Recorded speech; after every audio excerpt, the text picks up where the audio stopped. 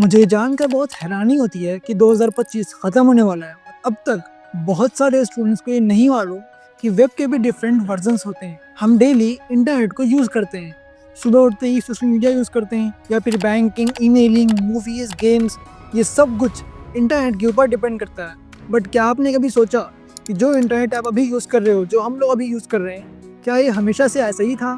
बिल्कुल भी नहीं। तो ये जानने के लिए हमें देखना पड़ेगा कि इंटरनेट कैसे इवॉल्व हुआ, कैसे वेब 1 आया, वेब 2 आया, वेब 3 आया, ये क्या है ये चीज़ें।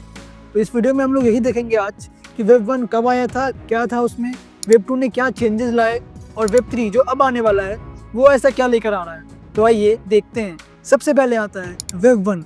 वेब 1 यानी कि स्टैटिक वेब, जिसे हम रीड ऑनली वेब भी बोलते हैं। तो वेब 1 में सिर्फ सिंपल वेबसाइट होती थी जिसे आप सिर्फ रीड कर सकते थे। कोई कमेंट का ऑप्शन नहीं था, कोई वीडियो अपलोड का, फोटो अपलोड का, कुछ चेंजेस करने का ऑप्शन नहीं होता था। जैसे कि होती है ना वेबसाइट्स लाइक विकीपीडिया वगैरह जिसमें आप रीड करते हो कंटेंट, वैसी वेबसाइट थी वेब 1। उसमें दिक्कत क्या थी कि यूज़र्स अपना कुछ कंटेंट शेयर नहीं कर पाते थे, वो सिर्फ रीड कर सकते थे कंटेंट को, इसलिए इसे रीड ऑनली वेब भी कहते थे। इसके बाद आया वेब 2 जिसने ये दिक्कत को सॉल्व की। वेब 2 ने रीड प्लस राइट का एक्सेस दिया। वेब 2 2004 के आसपास से स्टार्ट हुआ जब फेसबुक, इंस्टाग्राम ऐसे प्लेटफॉर्म्स आए। वेब 2 में यूज़र्स के पास एक्सेस था कि वो अपना कंटेंट को अपलोड भी कर सकते थे, मतलब रीड प्लस राइट का एक्सेस। लेकिन वेब 2 का एक बहुत बड़ा ड्रॉबैक था कि ये सब कुछ सेंट्रलाइज था। मतलब अगर आप कुछ अपलोड कर रहे हो इंस्टाग्राम के ऊपर तो इसका एक्सेस इंस्टाग्राम के पास है, वो जब चाहे आपका कंटेंट हटा सकता है, रिमूव कर सकता है, आपको ब्लॉक कर सकता है। तो ये हो गया सेंट्रलाइज्ड, और ये सबसे बड़ी दिक्कत थी वेब 2 की जो अभी हम लोग फेस कर रहे हैं। और इसको सॉल्व करने के लिए आया वेब 3।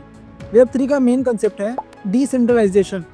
इसका मतलब है कि ओनरशिप कंपनीज के पास नहीं होगी। अब आप अपने कंटेंट के खुद ओनर होगे। अगर आप कुछ अपलोड करते हो, कहीं कुछ डालते हो, उसके ओनर आप खुद होगे अब। और ये सारा सिस्टम ब्लॉकचेन के ऊपर वर्क करेगा। यहाँ आप अपने डेटा के खुद ओनर होगे, कोई सेंट्रलाइज्ड अथॉरिटी का एक्सेस आपके डेटा के ऊपर नहीं होगा। फॉर एग्जांपल, आपने अपनी वीडियो अपलोड की तो उसका डेटा ब्लॉकचेन के ऊपर अपलोड होगा और उसका एक्सेस आपके पास होगा, उसके ओनरशिप आप रहोगे। वेब 3 में स्मार्ट कॉन्ट्रैक्ट्स, मेटावर्स, इस टाइप के कॉन्सेप्ट्स आ गए जो इसे और भी यूनिक बनाते। अगर ये सब कुछ को सिंपल में समराइज करूँ तो वेब 1 को बोल सकते हैं read only web, web 2 read plus right web, web 3 read plus right plus ownership web.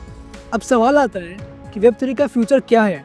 Experts कहते हैं वेब 3 आगे चलकर हमें ऐसा इंटरनेट देगा जिसमें हमारी सेफ्टी, हमारी ओनरशिप सब हमारे कंट्रोल में होगी। हाँ, लेकिन अभी वेब 3 अपने स्टार्टिंग फेज में है और इसमें बहुत सारी दिक्कत भी है, जैसे मास अडॉप्शन। लेकिन जैसे जैसे ये ग्रो करेगा वैसे हम नॉर्मल यूजर्स के लिए भी ये ईजी होता जाएगा। हाँ, तो ये था एक clear journey of web 1 to web 3।